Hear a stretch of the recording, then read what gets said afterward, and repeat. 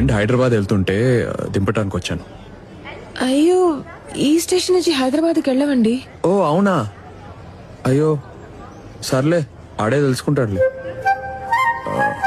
Station మందేనా? మంది కాదు, గవర్నమెంట్ది. అదేలే. పిల్లల సంపాదన మీద బతకాల్సిన అవసరం నాకు లేదు. ఏం లేదు. పిలిచావా?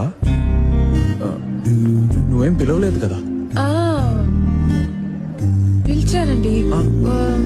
ఉదయం మీ బట్టలు వాషింగ్ చేసేటప్పుడు మీ షర్ట్ పాకెట్ లో 1000 రూపాయలు వదిలేశారు. ఓ, ఇవి నావే కదా? మీవే. నీవి కాదు కదా? కాదు. పక్కా? పక్క